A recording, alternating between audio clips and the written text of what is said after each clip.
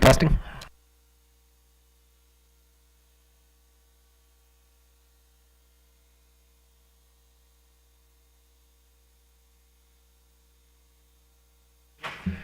Mr. Suchman, can you hear us? Yes, Okay, not well. sounds good.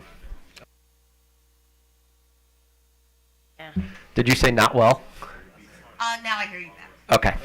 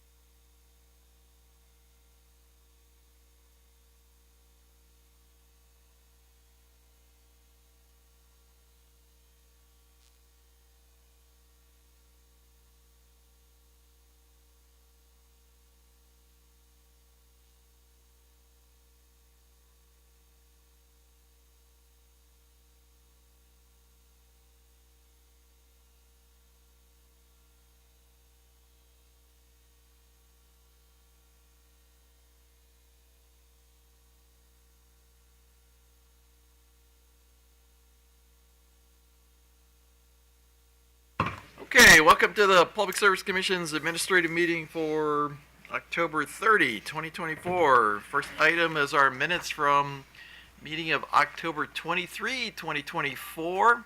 Commissioner Suchman. Aye. Commissioner Barbe. Aye. Commissioner Richard. Aye. I vote aye. Morning, Mr. Chair. There are no consent agenda items today. Item 1 on the administrative agenda is a revised gas administrative charge from Baltimore Gas and Electric Company.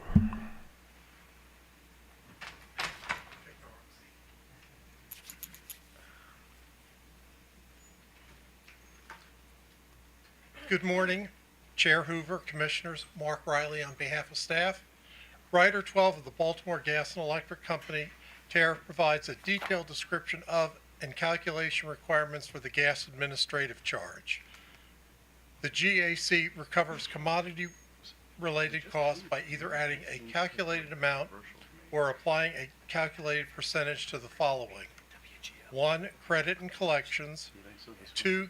Commodity billing charge. 3. Storage inventory carrying cost. 4. Commodity cash working capital. Uncollectible expense, and Public Service Commission assessment.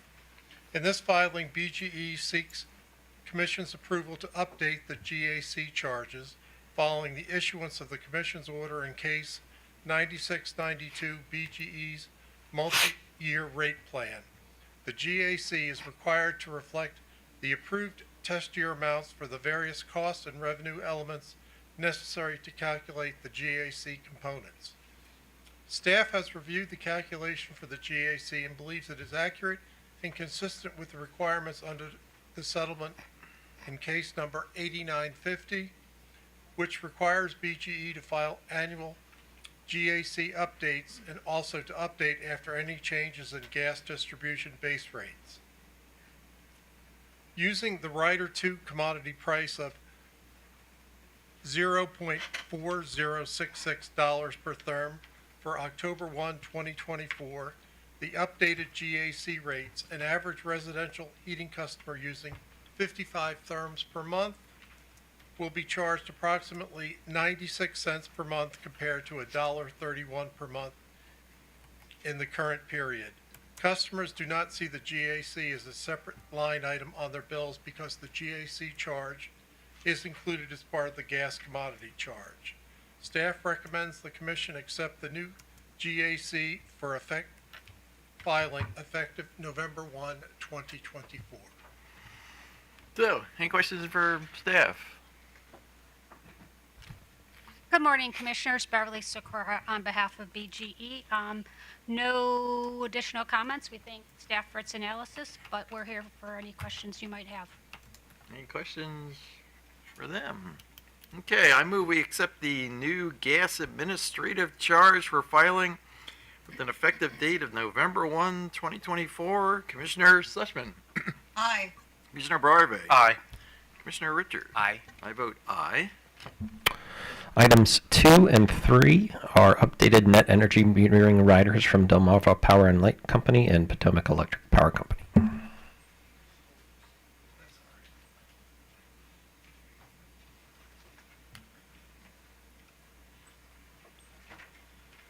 Good morning, Mr. Chair and Commissioners. Eric Delgado on behalf of staff. On October 2nd, 2024, the Potomac Electric Power Company, PEPCO, and the Delmarva Power and Light Company, DPL, filed proposed tariff changes that permits net energy metering customers to participate in time-of-use rate schedules.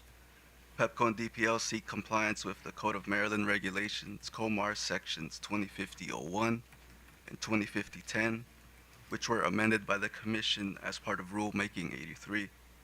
The amendments in COMAR allow for net energy metering participants to enroll in time-of-use programs.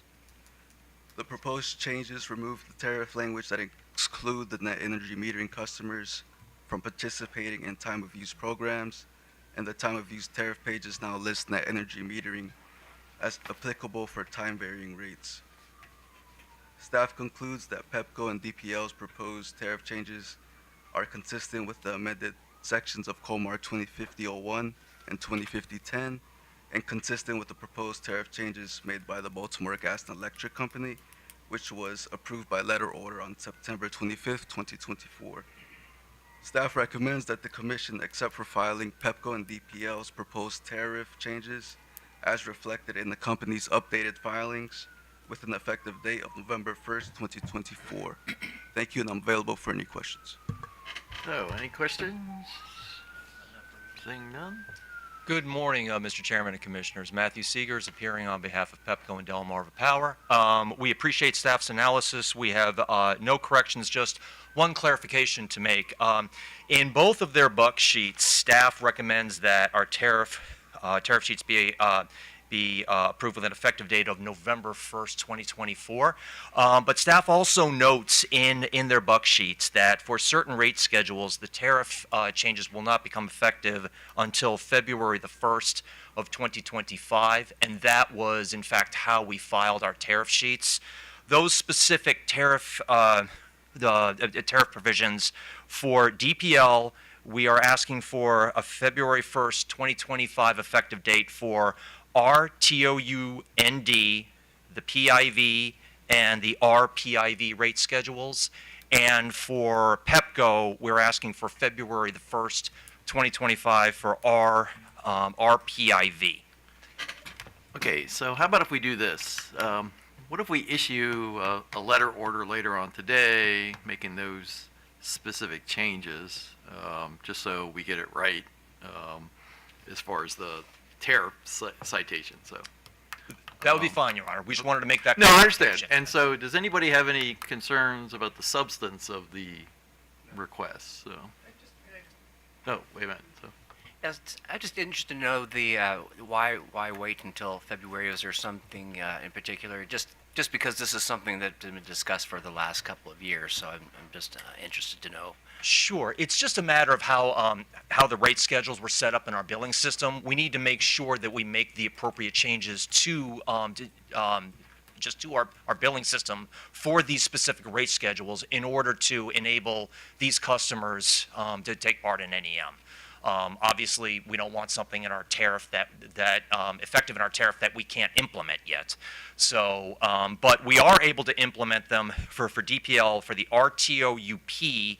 And for PEPCO, the same schedule, RTOUP and PIV, we are able to implement those on November the 1st. Okay, well, thank you. I appreciate that explanation. okay, so with that, like I said, we'll issue a letter order later on today, making the changes to the approval and having the 2 effective dates. Perfect. Thank you, Your Honor. Okay. Item number 4 is a request from the Southern Maryland Electric Cooperative, Inc. for various approvals in connection with its acquisition of distribution assets supporting Naval Support Facility Indian Head. Good morning, Mr. Chair and Commissioners. Drew McAuliffe on behalf of staff. I'm also joined by David Valcarengi of the Accounting Investigations Division and Latanja Bunch of the Engineering Division. On September 10th, 2024, Southern Maryland Electric Cooperative filed its request to charge a temporary distribution rate and waive certain COMAR provisions in connection with SMECO's purchase of the electric distribution assets owned by the United States of America and operated by the Naval Facilities Engineering Systems Command at Naval Support Facility Indian Head, Maryland. SMECO has made 3 specific requests. 1, to charge a fixed interim rate for distribution service for 24 months. 2, to operate certain facilities out of compliance with COMAR 2050-02, 2050-08, and 2050-12 for up to 5 years. And to 3, exclude certain systems and installation from service quality and reliability reporting standards of COMAR 2050-12 for 5 years. On November 27, 2023, SMECO was notified that it was the successful bidder for privatization of the government-owned electric distribution system at Indian Head, and on December 12, 2023, SMECO and the government executed a regulated rate tariff contract. The government awarded SMECO the contract after a competitive bidding process over the course of approximately 3 years. The government issued its RFP in September 2020 for bidders to purchase its electric distribution facilities. Indian Head is located within SMECO's franchise service area, and SMECO currently provides service to Indian Head through Schedule T, NSWC, and LP. SMECO will pay a purchase price of approximately $10 million, and provide service under its tariff. SMECO will also complete certain transition period activities and projects that the government will fund for approximately $660,000. Currently, SMECO collects a yearly revenue of approximately $700,000 from the Navy through the 2 schedules previously mentioned, T, NSWC, and LP, which is approximately $59,000 per month. In the proposed transaction, SMECO will assess a fixed interim rate to the Navy of approximately $194,000 per month, which would be enforced for a period of 24 months. Over the proposed interim period, SMECO would collect an additional $3.2 million of distribution revenue from the Navy. The acquisition of the Navy distribution area will require SMECO to fund an array of upgrades to ensure facilities are compliant with relevant COMAR provisions. On the Navy side, it expects to incur, as I stated previously, approximately $663,000 in transaction costs to effect the transaction. On SMECO's side, there's an expectation for the cooperative to fund approximately 17 projects that have an expected cost of $14.7 million to upgrade facilities, with the largest portion focused on $12.4 million for distribution improvements, including the provision of meters across the new distribution area. SMECO seeks Commission authorization to temporarily operate non-compliant facilities and to exclude the existing utility system and service to the system from the service quality and reliability reporting standards of COMAR 2050-12 for a period up to 5 years following the contract start date. Staff's primary concerns related to the safety issues provided by SMECO that were identified during the assessment of the facilities. The cooperative states in its filing that it's developing a 5-year capital plan to correct system deficiencies and otherwise bring the existing utility system into compliance with safety, engineering, reliability, and other standards contained in COMAR and are required by SMECO or the government. Additionally, SMECO has developed a scoring methodology which would ensure that the assets with safety-related violations are given priority and replaced first. Regarding SMECO's request to exclude the existing utility system and service to the installations from the service quality and reliability reporting standards of COMAR 2050-12 for 5 years, staff recommends that, that SMECO provide the Commission with semi-annual reports each year for 5 years, describing the progress in identifying and correcting major areas of noncompliance with COMAR 2050-02-02 and COMAR 2050-08-03, including each individual area of noncompliance and the corresponding corrective action. So finally, staff recommends that the Commission accept for filing the proposed interim rate for 24 months with an effective date of November 14th, 2024, and grant appropriate waivers to enable SMECO sufficient time to upgrade facilities into compliance with COMAR. Staff further recommends that SMECO provide the Commission with semi-annual reports during the 5-year waiver period, describing major areas of compliance and non-compliance with COMAR 2050-02-02 and 2050-08-03. Thank you. So, any questions for staff? Commissioner Richard. Yeah, just in reading the buck sheet, at the end of, I guess it's page 4 into page 5, you did have a short, discussion on impacts to current customers, and the way it's worded, it will not disadvantage current ratepayers in the short run, as revenues from the interim monthly rate should provide sufficient revenues to fund incremental expenses associated with the improvements. I mean, did you look to see if, what happens in the longer run? Is this something that could be of concern to SMECO ratepayers? And, I guess conversely, will there be benefits to customers because of this acquisition? Sure. So over the long run, we wouldn't foresee any concerns just because they're installing meters on all these properties within Indian Head. So once we have all the meters installed, we'll be able to properly allocate costs, through a future rate case. So there's no really concerns in the future. The concern was just in the short term is this interim rate collecting enough revenue for Okay, for what? fair enough. That just caught me. Sure. Did Mr. Vaccarangi want to? Did you? But we were just going to say, generally, you're also spreading the cost Right. of SMECO along, with more customers, so that should be helpful to others. Yeah, and that's what I was going to ask, if that is in fact the case, and maybe the company will, or the co-op will want to address that as well. So thank you, Mr. Chair. Okay, so my understanding is that this is the second one of these that they've done. They bought Patuxent years back, and I also learned in checking into this that apparently BG&E has bought a number of defense facilities over the years, and so I take it this is some policy on the part of DOD to basically offload their systems. Yes, is what I'm being told. Yeah, I can't speak to that, but yeah, this has happened multiple times. So, regarding this particular one, is this pretty close to what the arrangement was when they bought Patuxent, or is it? Yes, that's our understanding. It's very similar. Yes. Okay. So, good morning, Chair Hoover, members of the Commission. Damon Krieger on behalf of Southern Maryland Electric Cooperative. First, let me say that we are very excited and honored at this expanded opportunity to support our nation's armed forces. As staff indicated, we currently support the Navy at its Patuxent River facility at the southern end of our service territory, which, to Chair Hoover, your question, we followed the same path for this particular privatization opportunity as we did with Patuxent River, and our filing closely mirrors what we filed back then. So we did try to follow this, the similar process. Economic activity is significant in Charles County. In fact, you may or may not have seen in the recent news, Governor Moore visited the facility about 3 or 4 weeks ago. The Navy is the largest, or certainly one of the largest employers in Charles County, and they have a substantial plan to invest billions of dollars in the facility over the next several years. It will be a very significant facility for the Navy, and we're going to be an important part of that story. It's certainly the notion of taking, this is an existing customer, and so the expanded opportunity is supporting an existing customer, and it's certainly very consistent with our status as a nonprofit cooperative to support these public purposes. And so we're very excited about the opportunity. Appreciate staff's collaboration with us. We met with staff immediately after we filed, and they have been very supportive of helping us achieve the timeline under our contract to complete the transition, which is in several weeks. And so we appreciate all of their support and happy to answer any questions that the commission may have. So, any questions for SMECO? So, I guess, given the fact that you've done this before, you, in essence, know what you're getting yourself into when it comes to all the upgrades and sort of repairs that I guess need to be done to the system, correct?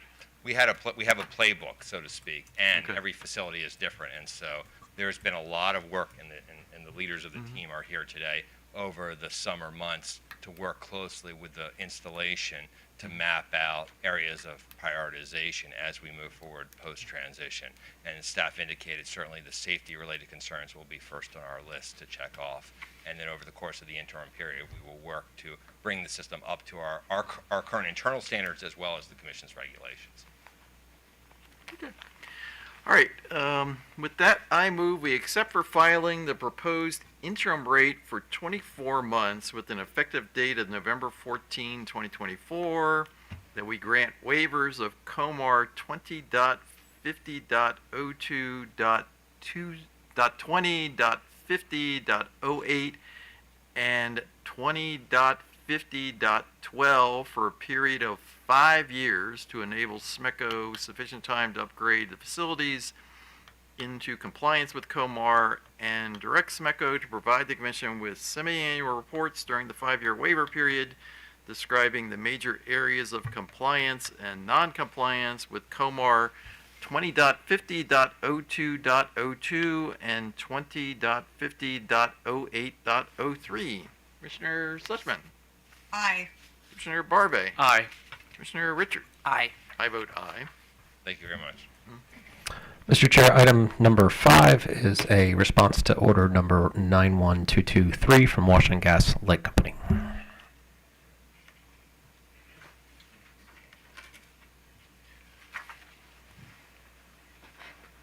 Good morning, Chair Hoover and members of the Commission. Negotiators Fay on behalf of the staff. On August 16, 2024, Washington Gas Light Company filed its testimony in response to order number 91223, order inviting further comments on reconsideration regarding STRIDE customer notification. Pursuant to the order, WGL response addressed items number 1 to 5. On average, the company started 55% of the service remediation, 52% of mains retirement work, and 65% of mains installation work within 180 days from STRIDE project list approval in each of the calendar year from 2019 through 2023. Also, on average, the company started 48% of service-only remediation work within 180 days from STRIDE project list approval for each of the calendar year from 2019 through 2023. Please note that these percentages are not based on the total number of planned projects in the calendar year, but based on the number of projects planned for 180 days. As noted in the staff comments, the staff conducted discovery and evaluated the company's response. The staff determined that the data provided by the company illustrate that the company started STRIDE main and service projects remediation work within 180 days from the date of STRIDE project list approval. Therefore, staff recommends the Commission accept the company's response to order number 91223. I am available to answer any question you may have on this matter, and thank you. So, any questions for staff? Commissioner Sussman. Yes, good morning, and I want to apologize for not being there. My husband's new EV had a flat tire, so we have to work this out. Anyway, At least it wasn't a charging problem. Yeah. So, so much for her adventure so far. And it may be that I couldn't hear, but I looked at the staff's buck sheet and I didn't see. I saw that the staff had found that the company's responses were acceptable, but I didn't get the sense from the buck sheet, and maybe you presented it in your oral presentation, what the staff's position is in terms of the form of notice to customers, because that was something that the company had asked us to change in our order, and so did you respond to that in your oral presentation? Does staff have a position on the company's request? And actually, just lean into the mic and speak loudly. Okay. Yes, please. Good morning, Commissioner. Yes, staff focused on the commission order, which the commission set up 5 areas of questions asking the company to respond. And the staff evaluated all 5 response to those specific questions asked by the commission, and found out all the response given by the company is in line with the pipeline safety state and federal regulations. Right, but are you? I guess the question is, are you supporting WGL's request to provide the notice in their annual project list, or within 180 days prior to the replacement? I think the filing by the company was in response to the request to provide notification to the customers for 180 days, and they responded based on the specific question given by the commission, why the 180 days may be creating some kind of issue for them in the process of completion the infrastructure replacement jobs on site. Oh, okay. I guess it may just be a communication issue because I'm on WebEx, but I guess so the question is, do you support WGL's request that we reverse our requirement in Order 91-168 and require WGL to provide customers notice upon approval of the annual project list? In this case, just to be clear, I support the position of the Washington Gas because for us as safety engineers, safety is a priority. And STRIDE program is about taking out any leak-prone pipes from the system, because leak is an issue if it stays within the system. And by staying STRIDE jobs from being conducted for 180 days, we may create an unintended consequence. The first thing is safety issue, because the pipe which are ready to be out from the system gonna stay in the ground. Okay, so you're concerned that the 180-day requirement may result in delay of replacement and so so from a safety concern, that's why you would recommend that we approve WGL's request? Yes. Okay, all right, thank you. Thank you. Anybody else? Yes? Okay. So, OPC? Good morning, Mr. Chair, Commissioners. OPC doesn't have too much more to say that hasn't already been said. Through this process, we filed comments additionally to you today. We obviously we oppose WGL's request, and we believe the Commission. There's no basis that WGL has provided for the Commission to reverse its order. Basically everything that WGL has provided in terms of the data is essentially saying there, may be delays, which is something that I think, has been brought up repeatedly, before, and that the Commission was already well aware of when it made its order.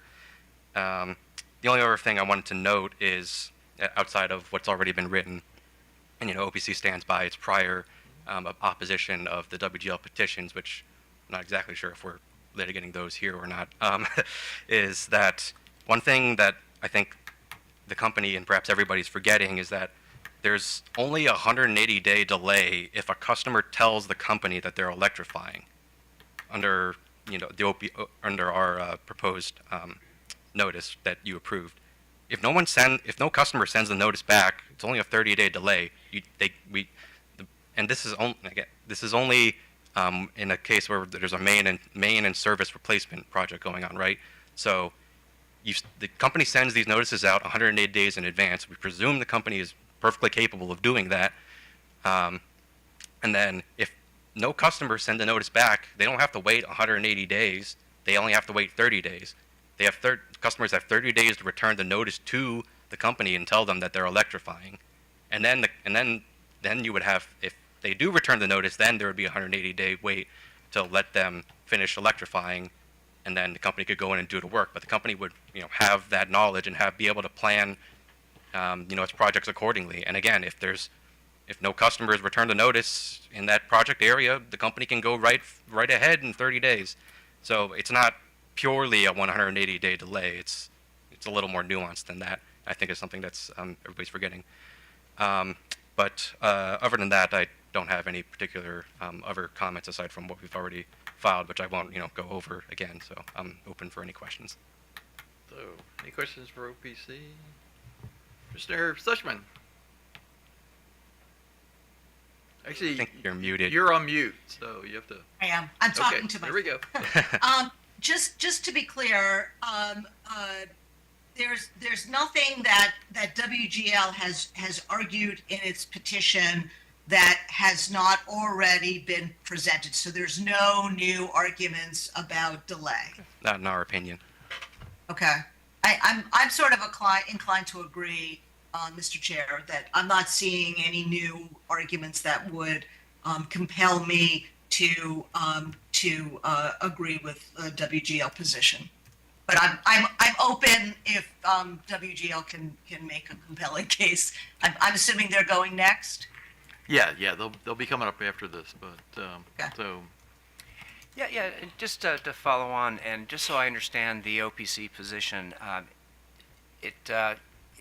if after 180 days a customer has not completed a transition, it's your position then the company can proceed to go ahead and connect the service to the main. And we're talking about, if I understand correctly, those cases where it's both a main and service replacement project. Yeah, that's correct, Commissioner. Okay. So if the customer hasn't completed electrification in 180 days, then, and this is consistent with the BGE regulator order, if they haven't completed the electrification within 180 days, then the company can go in and replace the service, along with all the other ones.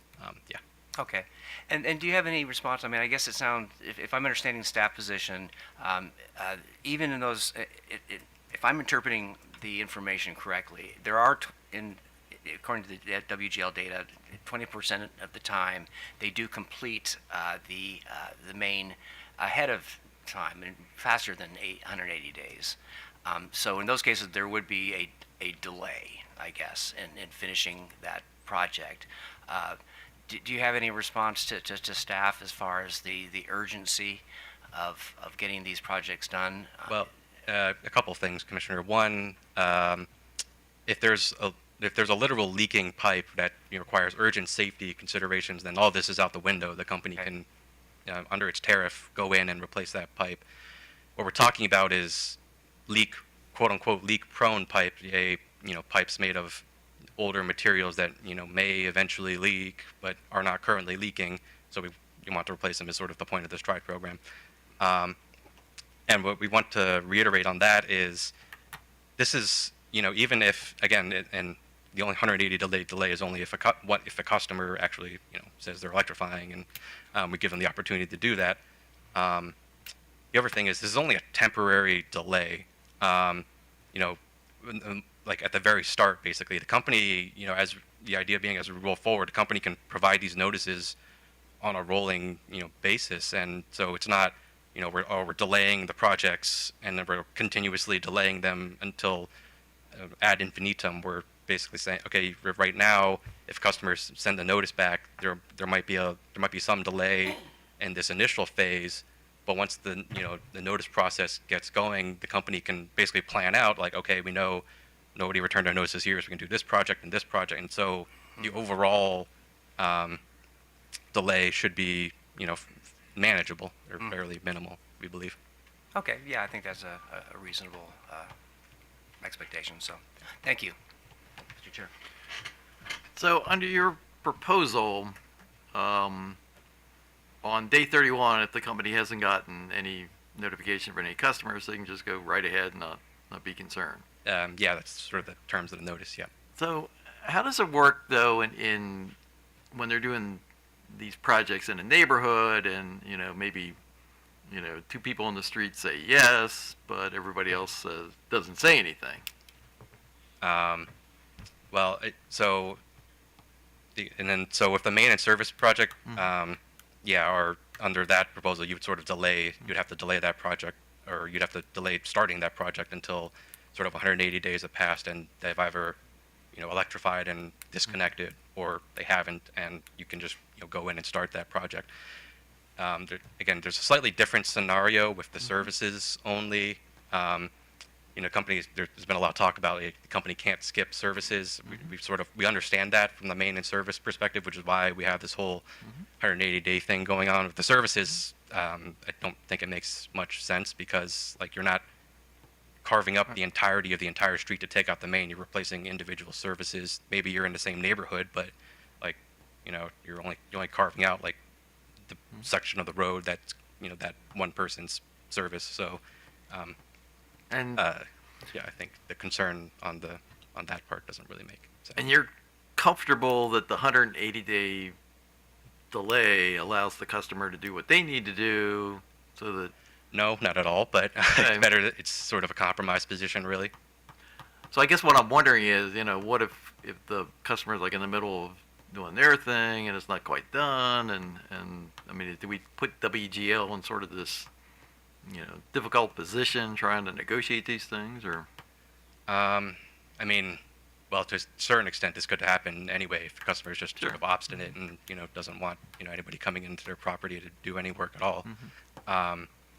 In terms of this process, our position is that it's sort of, it's not ideal, but it's sort of the way to allow the company planning process. It's basically essentially an ultimatum. It's you have 180 days, and if you're not done, then you're not done, and we're going to replace your service. And your view is that the company's proposal isn't adequate when it comes to allowing the customers to. Well, the company's proposal, I believe, is to just use their disconnect form, which is, not adequate because, the only time you can disconnect is when you've actually finished, and and if you get a notice, a couple weeks, 4 weeks, 2 weeks ahead of time, that doesn't provide anybody any, reason full opportunity to do anything, and then, basically you'll have to have already been done, and you're like, okay, I can disconnect now. If you even understand what the, if the notice even gives you enough to understand what the work is doing. But yeah, so we think the company's notice proposal is, assuming that's what their proposal is because I'm not exactly sure what their position is, and with regard to the petitions, is insufficient. Yeah. Okay. All right, thank you very much. So, WGL.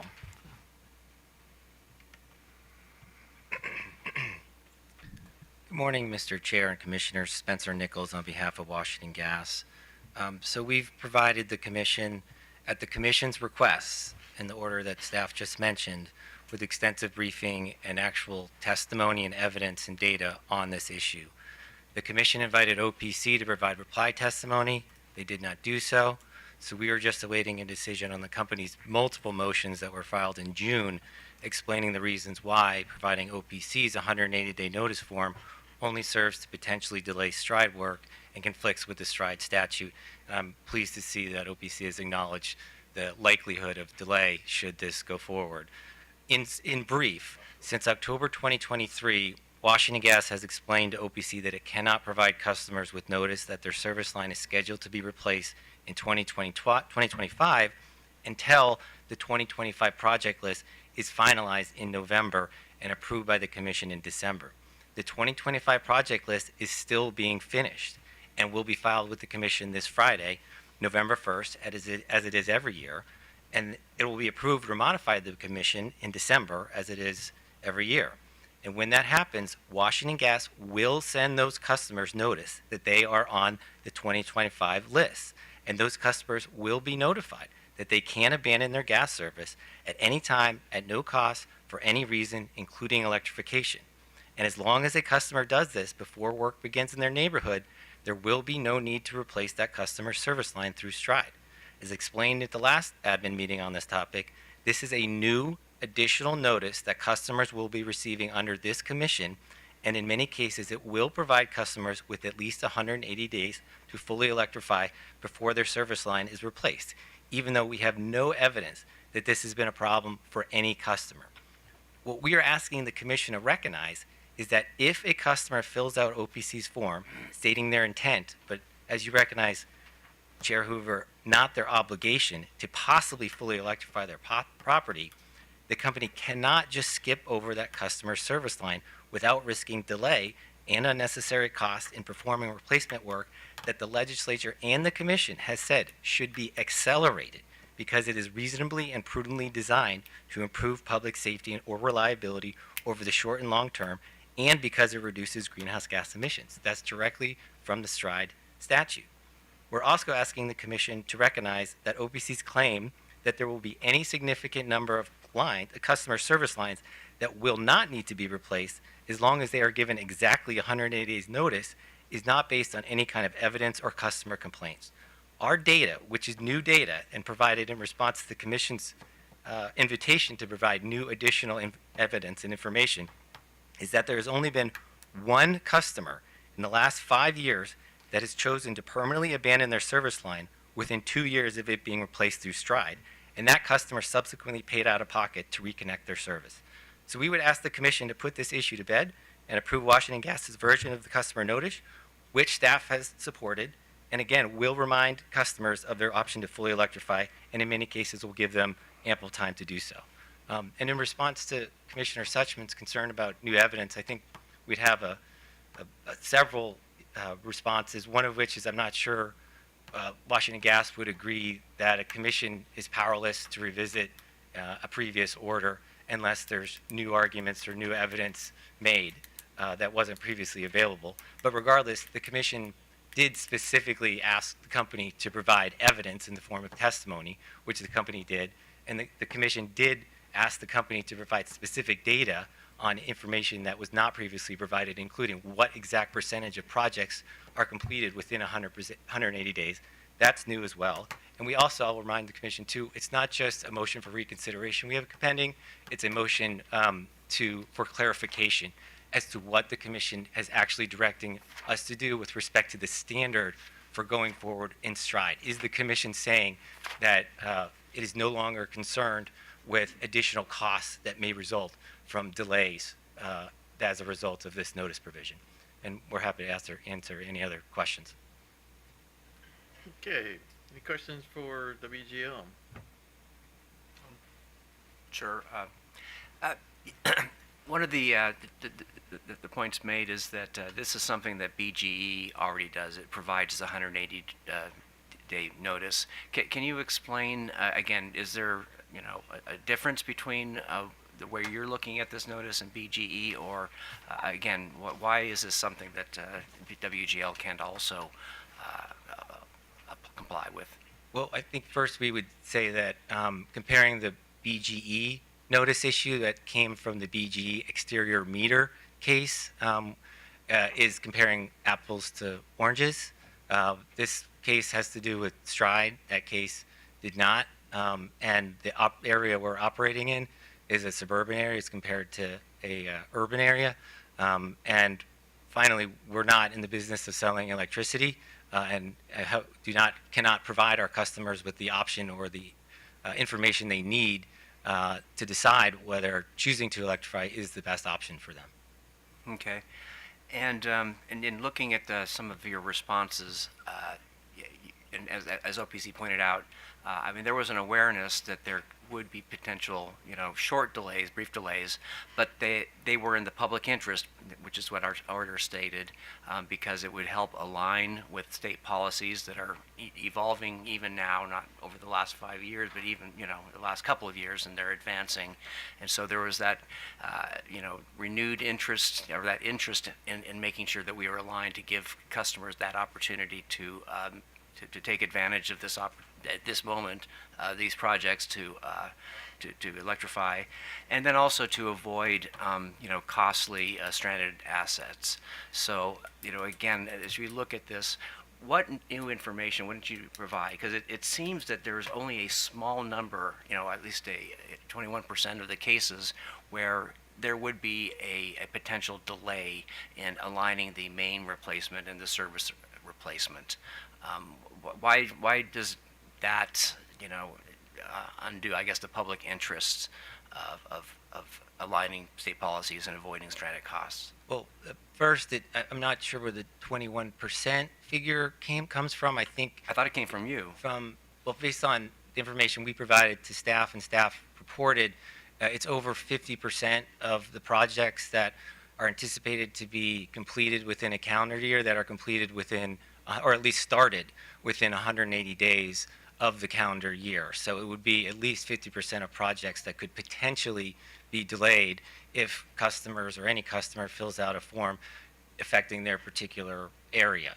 So it's the majority of projects that could potentially be delayed. With respect to and this is information the commission specifically asked and staff, as you just heard, evaluated closely.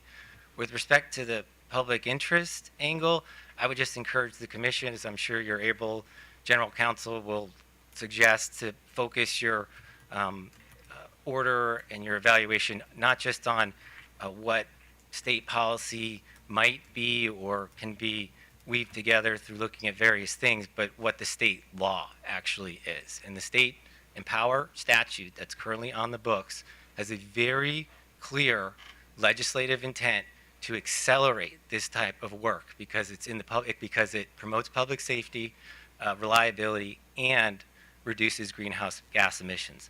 So as I expect you would be counseled to read other statutes and other guidance documents from other agencies in harmony with this statute, is that while there may be a state policy of moving towards electrification, delaying Stride infrastructure is not one of those methods for doing so.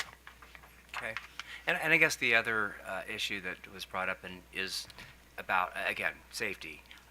In instances where there is a clear, danger of services, that's something that the company already will prioritize and must take care of.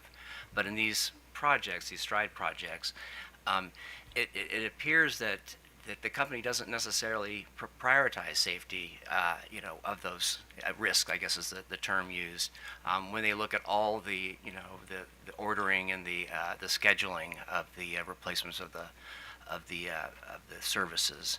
So again, it doesn't seem like this short delay to give a customer an opportunity to complete a project should have any impact really on the way the company currently seems to do, if I'm reading, again, your responses correctly, in addressing the specific order of services that are replaced. Is that correct? Well, it's certainly not correct that the company doesn't prioritize safety. No, I'm sorry. I used the wrong word. I should have said risks, that you don't necessarily look at risk factor when you're looking at the order and how you approach the individual, I guess, replacement of services. Well, we do have a subject matter expert here to talk about that, to what goes into the risk assessment. But the bottom line is the company does endeavor to engage in projects based on their risk ranking in order. That's not always possible because of, the biggest reason is because of permitting, most likely. But the company does endeavor to try and is, and in its annual project list that it files, makes clear that these are the riskiest projects that it can identify through its modeling. And so to potentially delay any of those projects or do them out of order or potentially move them to the next year does increase that delay. Okay, you say move to the next year. Again, I think I'm just trying to understand this 100-day opportunity for a customer to again work to electrify and avoid an unnecessary replacement of a service. So again, when you say this is going to delay into next year, what are we talking about? The same problem? It's the point I'm trying to make, Commissioner Richmond, is that if a customer fills out one of these forms, we cannot anticipate what that will do to the work for the remainder of the year. We can't just, if a customer is scheduled to have their service line replaced in March, we can't just swap it out with one scheduled to be replaced in October without potentially creating the risk that we don't get to that project at all for the calendar year, at which point we would have to come back to the commission and explain why we didn't meet our mandated goals of replaced units. Okay. All right, no other questions for right now. Thank you. Commissioner Sushman. Actually, So I'm trying to get clarity on whether WGL has an issue with the timing of the 180-day notice or the content of the notice. So first, you want to be allowed to do the notice when the annual project list is submitted for approval. Is that correct? Yes, the commission has generally approved the project list in December. And Okay, so you want that the notice to go out to the customers that will be affected when that project list is approved. Correct. We don't want to make any assumptions about whether or not the project list is going to be approved or not. No, I'm assuming the project list is approved. Correct. Whatever is on that list. But do you also have a problem with the content of the notice? It's the timing, I suppose, to the content. Yes, to the content, to the extent that the notice includes an additional form that the company doesn't currently provide or have a process for administering. So it's really the timing instead of or I suppose it's the content that refers to the timing. So the issue is we would like to give customers notice in December that their service line is on the list for the following year. Okay, and then they'd have 30 days to make a decision, or you want to take that out of the form? We would need to take that out, including the 180-day on top of that, unless we couldn't do that without risking delay of at least 30 days and potentially. All right, so because that's, I hate to say it, but I found your proposal confusing because it suggested to me that you had that your issue was a timing issue, but it seems to me that much more your issue is the ability of customers to delay the project. Correct. Okay. All right. Well, that is definitely very different than what we had approved in our order, and there was a reason why we did that. So that's what you are actually asking us to take away that customer protection. Just to be clear, I mean, or I think it's a customer protection. You might think it's a delay of a project, and recognize that if it's a pipe replacement that has to be done for safety reasons, it will be done. So this is different. And I'm not understanding why. And you yourself have said it's negligible the number of customers that actually would be engaged in electrification. So this may not ever be a problem for you, but we do have an obligation to protect ratepayers, and you're asking us to take away that protection. Well, I think I take issue with that. It's a customer protection. We have, as I mentioned, have no indication, and OPC has provided no evidence that there are any customers that say, I don't want my service line replaced because I intend to electrify. We have not had a single instance where that has occurred. Well, I mean, the fact of the matter is they might not have known that they could do it.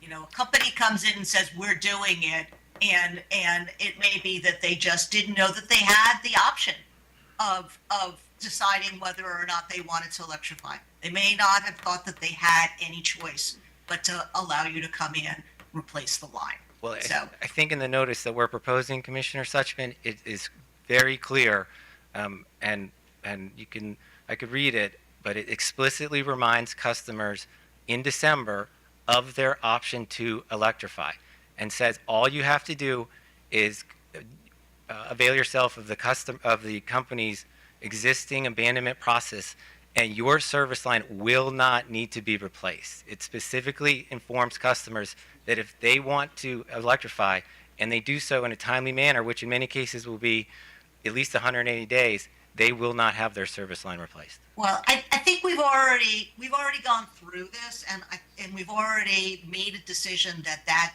doesn't afford the customer enough protection. So Mr. Chairman, I don't see that there's any reason for us to change the original findings of the commission on this. Okay. Commissioner Barbe. Thank you, Mr. Chairman. So I'm living in a community, and I get a notice that says that the service to my home is going to be changed. Some change is going to occur to the piping to my home. Do I pay anything for that? Only through the STRIDE surcharge.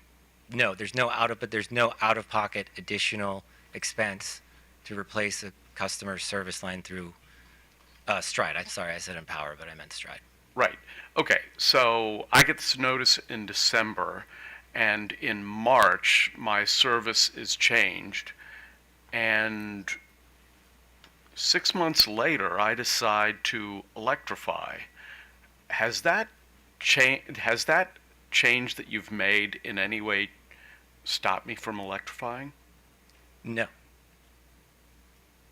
And I'll add too, you'll be getting an additional notice in April, assuming you are scheduled to have your service line replaced in March, or you would actually be getting it in February, 2 to 4 weeks ahead of time from our contractor saying we are going to be in the neighborhood replacing service lines and potentially a main line, and we need your cooperation to perform that work.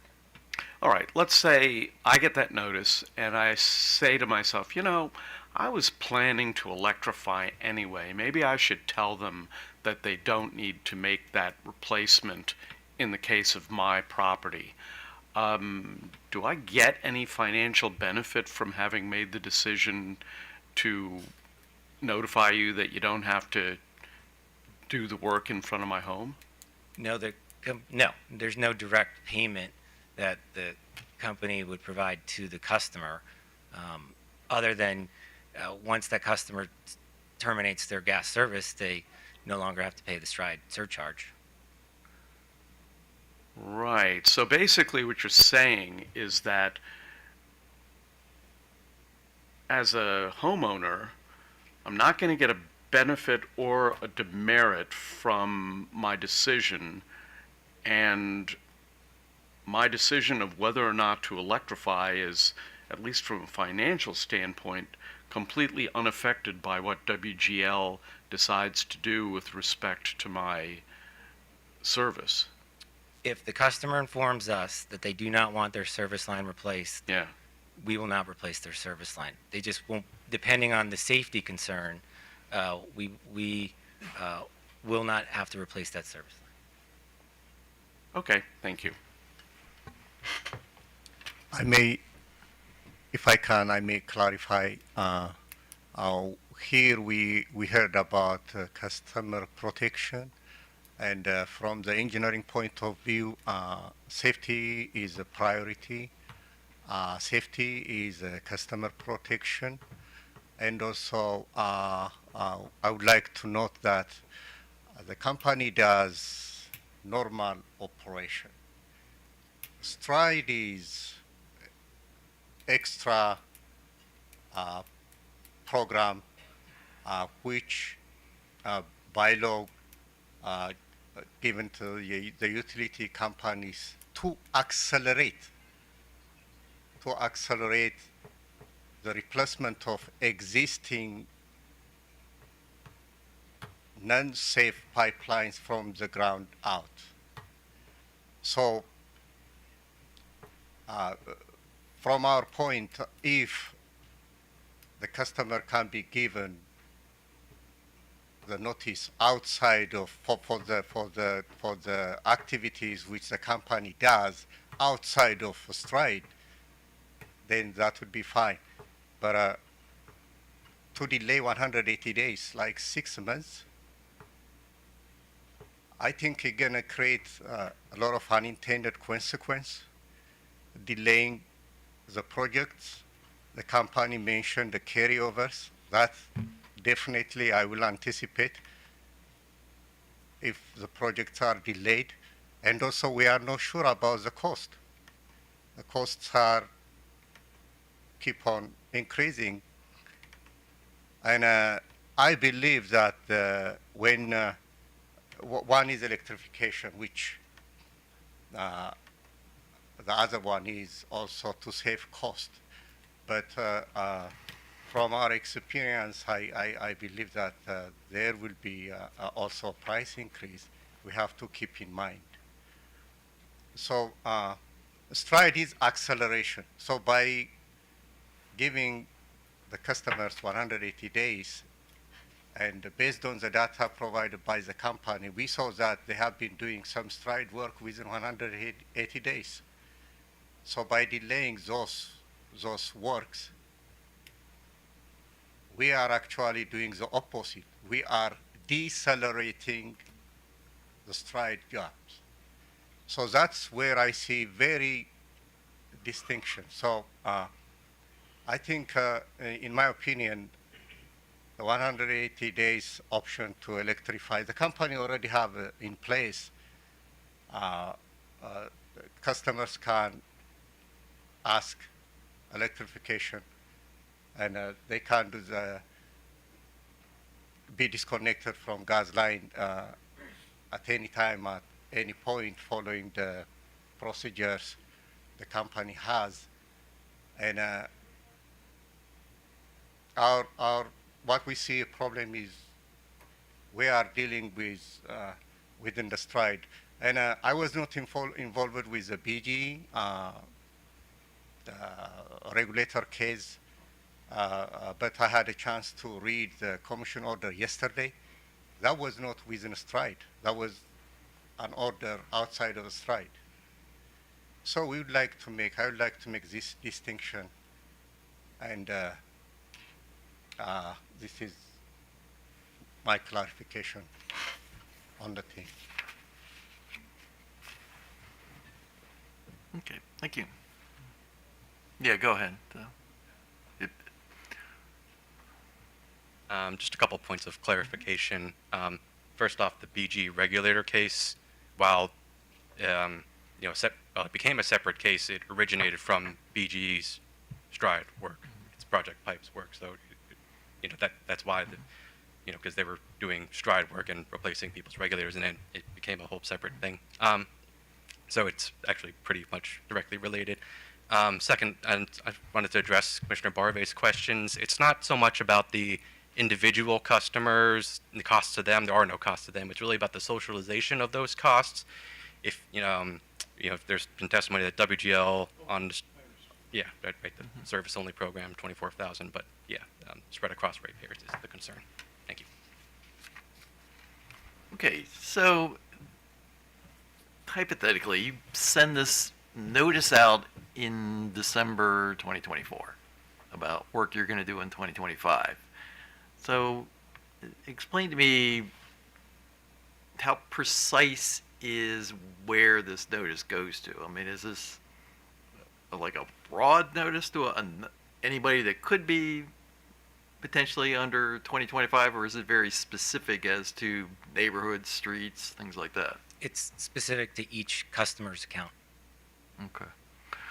And the notice says that this work is going to happen in 2025, but it doesn't say in the December notice when in 2025 is it going to happen, right? Correct, but it does give a link to the commission's website where it shows the approved project list, where it shows the estimated month that the project will be started. It also provides a customer service number where a customer could call to say, am I scheduled for March or October or November? Okay. And looking at staff's buck sheet on page 6, there's this table that you guys put together about when these projects start. And it looks like in the early years, of Stride, that a lot of these things got going, within the first 60 days. But now, the last couple of years, it's been kind of spread between 60 days, 60 to 120 days, and 120 to 180 days. So I guess I'm trying to get a little more sense about when the triggering part of this process comes along. Well, I'm not sure, maybe one of my subject. Yeah, and that's why you want to get somebody else up there to but talk about it. That's as fine. to the first part of why it changed, I don't know. Okay. No, and I'm not concerned about that. I'm more concerned about what's happening now. So it looks like, there's like an even spread, at least last couple of years, between when these things get going. So. Good morning. David Thomas on behalf of the company. To answer your question, I think it's just more of a maybe two-prong approach. Number one, the volume of projects has decreased over the years. And then number two, I think we've taken a different approach systematically in how we're scheduling to spread it evenly across a year. I think earlier on in kind of the initial iterations of Stride, like you said, we came out the gates scheduling a larger bulk of the projects on the front end, particularly in Q1, where we've seen here the last probably 5 years where our busy season typically takes place mid Q2 through Q3. And it's sort of similar to the BG&E regulator situation. You guys use outside contractors to actually do this work, right? That is correct. Okay. So here's the one concern that I have related to this. I mean, there's discussion about whether or not the BG&E regulator case is relevant or not, but I actually don't want to create a situation where we have a WGL version of the regulator situation. And part of the problem there was that the company was using outside contractors that went into neighborhoods, and customers had concerns about what was happening, and it seemed like the contractor, I think partially because they weren't necessarily working for the customer, was somewhat oblivious to their concerns and thought it was BG&E's problem, but there weren't any BG&E people there, and so just one thing led to another. In your situation, what I'm concerned about is that when you send this notice in December, that your customers might actually decide that, hey, it's time to actually do this. Maybe they haven't thought about doing electrification, but this might be the triggering event that gets them to want to do it. And I'm concerned that the process that you have in place and that you want to keep actually doesn't give them enough time to sort of get going on making this happen. And so I'm thinking that we do need to build in some time for the customers to make their decision and kind of get the processing going, so that you can understand that they're going to be taking themselves out of your service without, because I'm not sure they're going to be able to tell you when they get this notice in December that yes, we're going to make this decision and we're going to cancel our service, so to speak. They've probably got a lot of things they got to check, but again, I'm thinking your original notice is going to be the trigger that's going to make them want to at least examine this and decide what to do. Now, whether or not 180 days is the magic number, maybe that's something to be left to be decided. But I guess I'm along the lines of Commissioner Suchman, I'm uncomfortable with just approving WGL's, I guess, current practice on doing this. I think the issue is number one, it's not only a delay in an individual project, but the downstream impact and the risk for the entire year that you won't be able to deliver the entire project list, which would then subsequently or could affect your ability to deliver on the 5-year plan as well. Okay. Commissioner Barbe. Actually, for the subject matter, excuse me, sir, I think my question is for you. So I'm trying to think of this in practical terms. 2 houses ago, I lived in a cul-de-sac in Gaithersburg.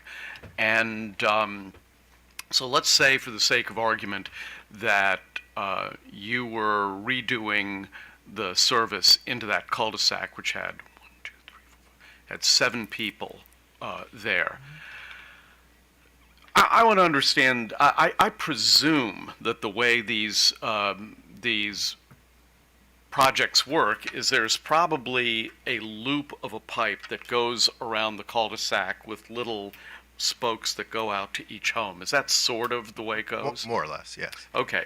So I actually lived on kind of in the middle of the cul-de-sac, but let's say, for the sake of argument, that a person at the far end there of the horseshoe, in effect, makes a decision to electrify, but let me make sure that I compose my question correctly. Let's say, for the sake of argument, that everybody has the ability to do a 180-day time period to make the decision to electrify and not require the upgrade to the service. Would that person on the cul-de-sac making a decision on day 90 or day 100, would that interfere with the redo for everybody, or would it be just localized to that one customer? Just a point of clarification, just so I understand the hypothetical that you're laying out. So, presumably, what we've talked about is a 30-day notice goes out. Mm-hmm. That notice has went out, and so you're saying in this cul-de-sac that at least one individual or multiple individuals in the cul-de-sac have identified that they would like to electrify? Mm-hmm. Yeah. More than likely, I wouldn't even mobilize a contractor out there to start the project. I would wait until that 180 duration has commenced before even starting the project. Otherwise, I'd be in a situation where I'd have several iterations of mobilization and demobilization by a contractor. I'd be working with individual homeowners and their contractors they're choosing to electrify. It just could present a whole slew of communication issues, I think is what we had talked about earlier as well. So I would defer the project until after the 180-day time frame has elapsed. Okay, and just from a logistical engineering standpoint, though, if 2 of those people said, don't bother, I'm going to electrify, and let's say they made that decision immediately, and everybody else said, no, go ahead and upgrade my service, does the fact that they're on that loop cause a difficulty for the whole project, or is the change isolated to them? difficulty for the whole project, so I'll try to not to be overly technical with my answer. So in this situation, I've got existing service, an existing main line that's either in the street or in the right of way, and then to your point earlier, I have stems or services coming off of that. I'm then at the onset of the project installing a new main line with new services or stem coming off them. So I wouldn't be able to completely abandon the older infrastructure until those two other customers have confirmed that they fully electrified or have said, I'm no longer looking to electrify. Maybe it was a little more cost prohibitive than I initially thought, and I'd like you to go ahead and replace my service. So it would delay. I couldn't finish until everything was, I had either received confirmation that I can abandon the facilities, that all my work was done, or that I've replaced all the services. Okay, thank you. So, actually, don't. Just so. I'm trying. No, I understand. But because I actually wondered. So, under your current process, when you send out this notice in December, and somebody gets it, and they say, "Yes, I'm going to electrify," and so they contact you and do all the stuff that's under the current process, not the suggested process, but the current process. What you're saying is that if you get that notice from a customer on 123 Main Street that, I'm going to electrify and I'm leaving you, you're not going to go ahead with the project on Main Street because until they get done doing their electrification, right? And leave you, right? So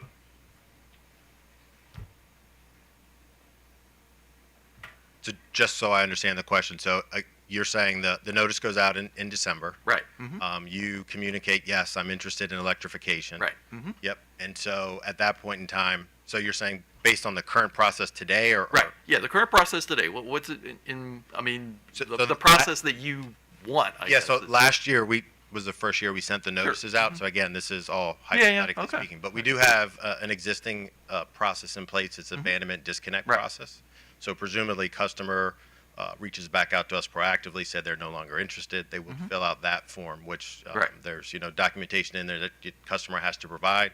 They would provide information, the time frame in which they perceive at that point in time that they would like to electrify, and then as soon as that project were to start, then we would forego replacing that gas service. Okay, so you would hold up the entire project on that street until till this other customer left you, right? It would really depend. I've never had a customer communicate, their intent to electrify before, so I don't know the lead time. I think, in an ideal state, we would work with them to understand their time frame. Are they ready, at the planned start of the project? Do I have to wait? If I did have to wait, then I would probably need to delay.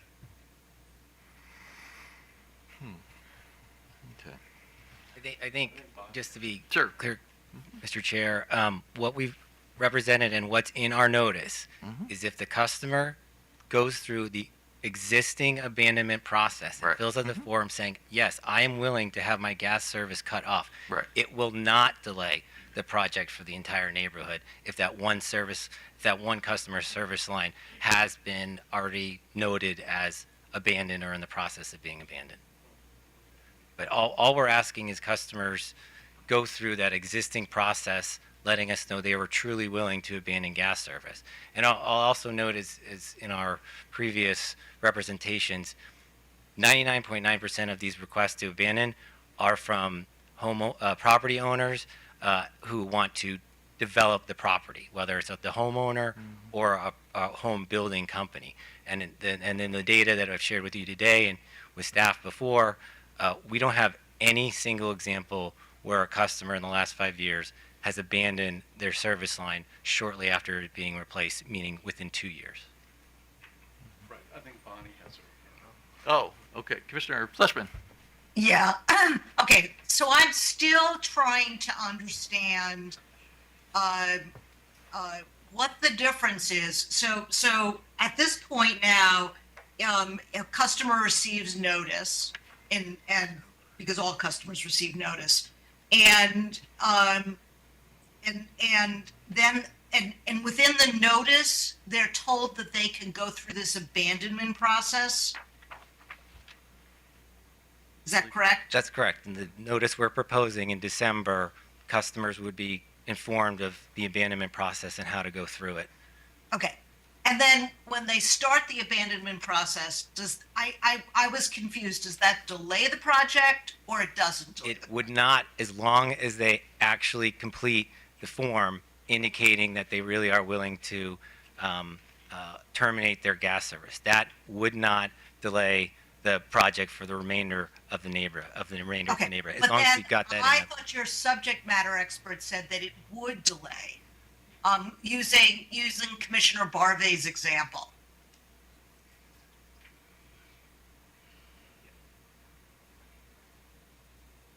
So, again, just bear with me because we're standing up processes on the fly here, kind of. But so on the I understand that. So I mean, and you have to understand, none of us are engineers. Yeah. So So on the form, the current form as it stands today, their customer, when they fill out the application, they also have to put in their date or their time frame that they'd like this work to occur. So again, there could be some risk that it could delay the project, but and just so I'm straight, so when you send the notice out in December, how long do they have to tell you that they're going to do this? Just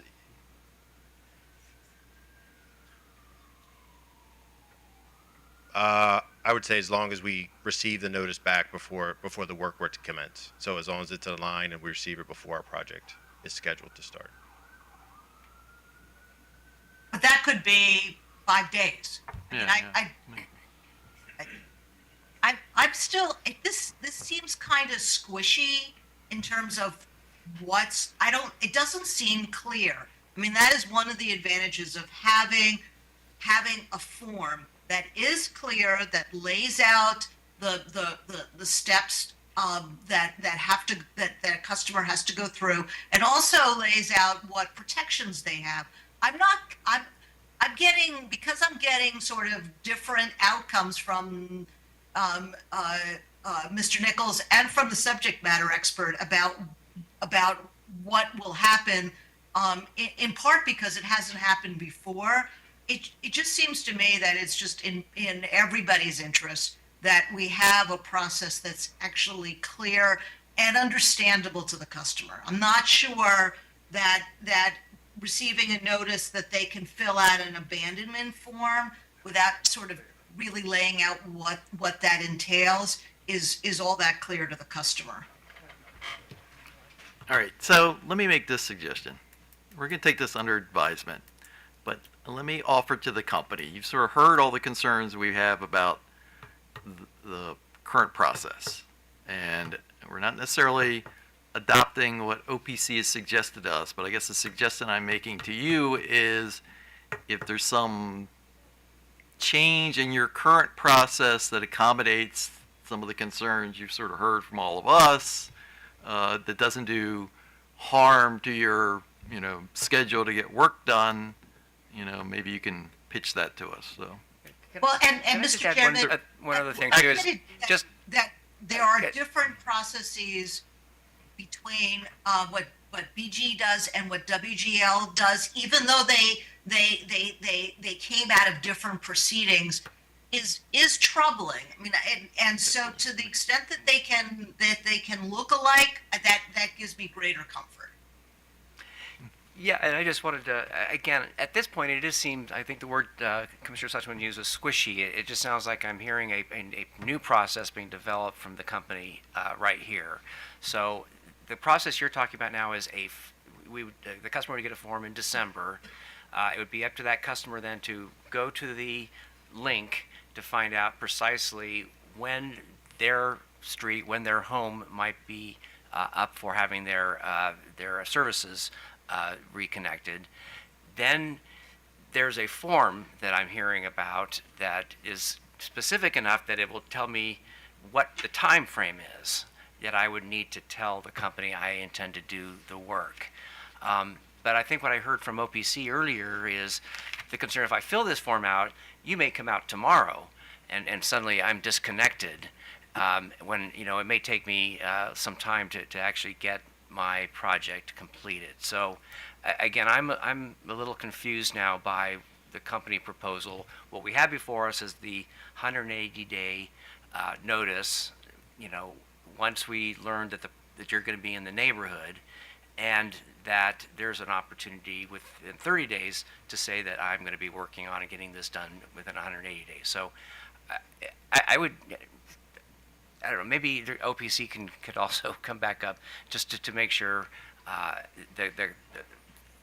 how I'm beginning to understand the company proposal, or is this something that's new to OPC as well as far as No, yeah, process? I think you've captured it correctly. I mean, their proposal is to essentially use their current service abandonment process, which is, I'm saying I'm disconnecting, maybe, within, tomorrow, a couple weeks. I'm not exactly sure what the form said, but it's saying I'm disconnecting, like, from the gas system. What's more, I believe one thing is that WGL's version of the notice, I think purposely doesn't include any information, any language about like electrifying or anything. So like, so it basically says, we're going to replace your service as part of Stride. If you wish to have your disconnect from the gas system, go here. And it's like, what is the customer supposed to do with that? Like, why am I supposed to disconnect? Like, it doesn't have the same, notice of like, oh, I could electrify and, and then, have this whole clear process. It just says, here, you can disconnect from us at any time. And the customer, I think that would be confusing. Okay, yeah, so I'm not alone in being confused by the WGL process that's being proposed today. So, Mr. Chairman, I like your idea of taking this under advisement, but I have to say right now I feel like I have, a process that was already proposed by OPC. We accepted it. We're rehearing today, and so that's at least something that I understand that I would be supportive of, but I'm not, opposed to another idea. But for now, Commissioner Barbic. Yeah, I was just going to ask, I think it would be beneficial to the commission if we could get a copy of the notice that you send out. Yes, well, I'll file another copy, Commissioner. Have you filed a? It's filed several times in the. Oh, in that paper case, you I'll have just before have, you. in that case, I'll just have staff provide it to me. Thank you. Okay, so, is Bonnie's. Mr. Chair? oh, yeah.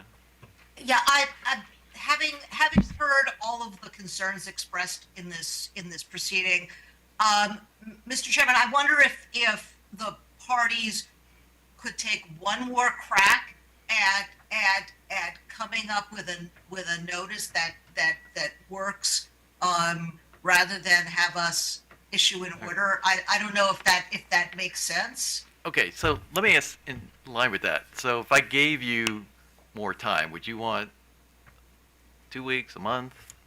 I mean, apropos that the staff, OPC, and the company get together and see if there is some middle ground to this. Certainly, we can have another meeting with OPC and staff. We would absolutely ask that it be sooner rather than later, as I mentioned. Okay, well, it's kind of, so I'm willing to live by whatever time frame you want to, I can commit to meet with Mr. Shu in the next week. Okay. And see if we can. Yes, sir.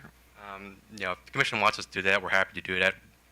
Frankly, OPC thinks it's pretty pointless at this point. I understand, but let's think let's that just say, who knows? Positions are pretty entrenched. Yeah, but we're happy to Sure. try to. Okay. Yeah. Staff is, thank you, Chair Hoover, Ruthie Herman. Staff is willing to meet at any time. Yeah, I understand. So why don't we accommodate Mr. Nichols' time frame, and Sure. so as soon as he's ready to talk, the three of you talk, and if it doesn't go anywhere, that's fine. We'll just fix it. So, but if there's some way to come up with some process that tries to accommodate some of the concerns you've heard from us, but doesn't do violence to your Stride schedule, I guess we'd like to hear that. So, and with that, we're adjourned.